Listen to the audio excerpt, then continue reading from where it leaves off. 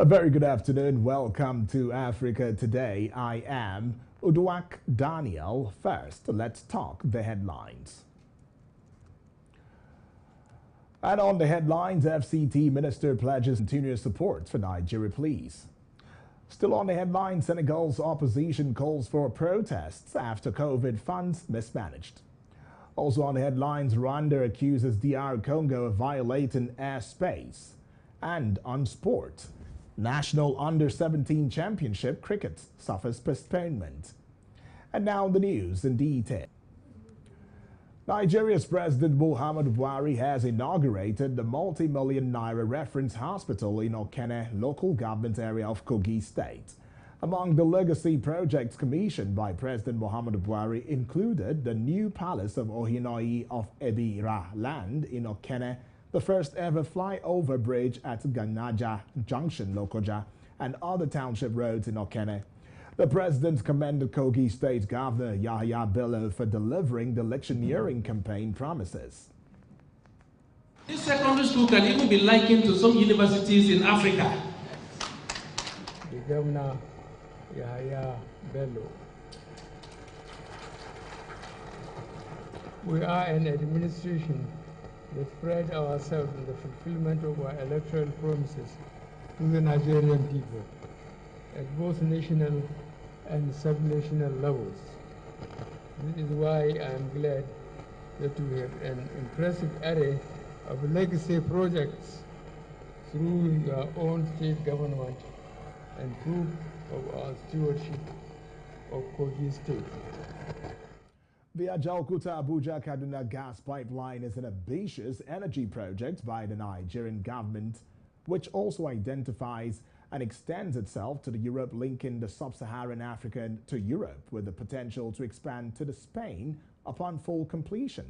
The Kogi State Governor Yahaya Bello, the government and the good people of Kogi State have expressed profound gratitude and appreciation to President Muhammadu Buhari for his official visits to Kogi State and the commissioning of the legacy projects. This secondary school can even be likened to some universities in Africa. And Your Excellency, there are so many more projects. You will commission Muhammadu Buhari Square. You are going to help us to commission a modern security vehicles equipped with modern state-of-the-art. At the town hall meeting, Governor Bello stated that Thursday commissioning was very historic to the people of Kogi State and Ebira Land in particular. Bringing you more stories, the Minister of the Nigerian Federal Capital Territory, that is the FCT, Musa Bello, has pledged the continued support of the administration to the FCT Police Command in the discharge of its responsibility of securing the Federal Capital Territory, that is the FCT. The minister made the pledge when he received the new FCT Police Commissioner, Idris Sadiq, courtesy visit.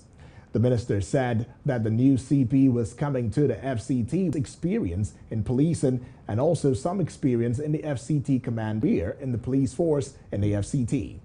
He expressed optimism that the new CP will build upon the successes of his predecessors, saying and revealed that the command will evolve new strategies to further secure the nation, to doing a move to arrest the governor of Central Bank of Nigeria, that is the FCT Abuja, on Thursday, restrained the Department of State Services, that is the DSS, and sister agencies from instigating an arrest or arresting, interrogating, and detaining the CBN boss over policies made for the Nigerian economy.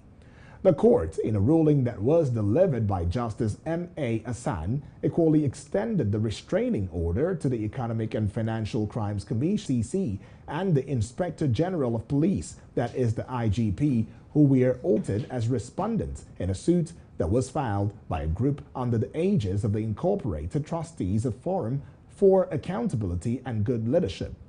Other respondents in the motion are the Attorney General of the Federation, that is the AGF, on the grounds that the DSS has failed to provide sufficient evidence to grant the issuance of an arrest warrant against the Emefiele. Although the group prayed the courts to award the sum of 5 million naira against the DSS, EFCC and the IGP, Justice Hassan, declined the request. When we return, news from other parts of West Africa. Stay with us.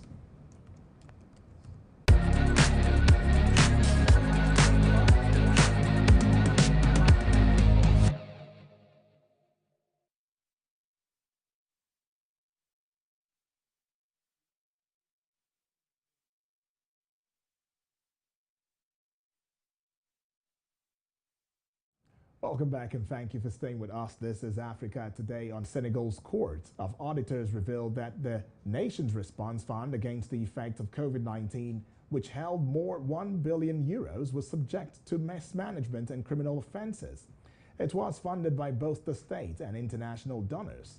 MP Sheikh Tidiane Diom said $1,000 billion was put on the table to fight COVID to save the Senegalese. The audit of expenditures in 2020 and 2021 also revealed that about €28 million spent by various ministries was not spent on COVID-19 at all. Opposition leader Ousmane Sonko called on Senegalese both at home and abroad to denounce the mismanagement.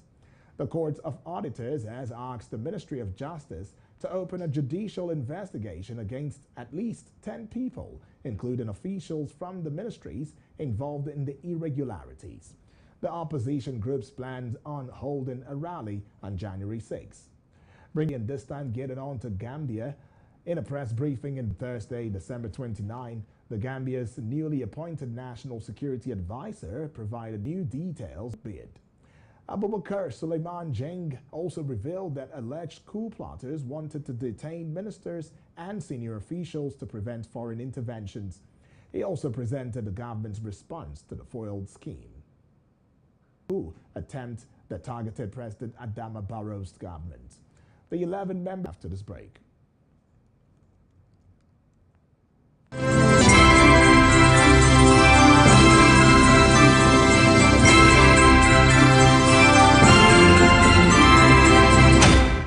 Welcome back and thank you for staying with us. It is Hills TV's news.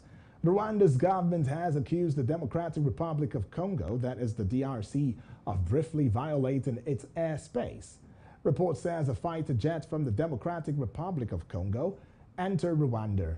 This is the latest accusation to fly between the two countries whose relations have frayed this year.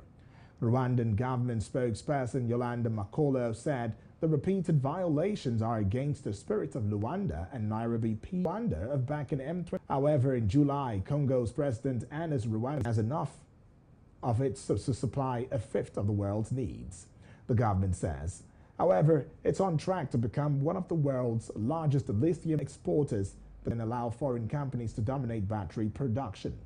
Meanwhile, the Zimbabwean Ministry of Mines and Mining Development said it would also clamp down on the artisanal miners digging up lithium and smuggling the mineral across borders. Report says lithium is so valuable as a component of electronic batteries, mostly for cars, mobile phones, and computers, that is known as white gold as a price.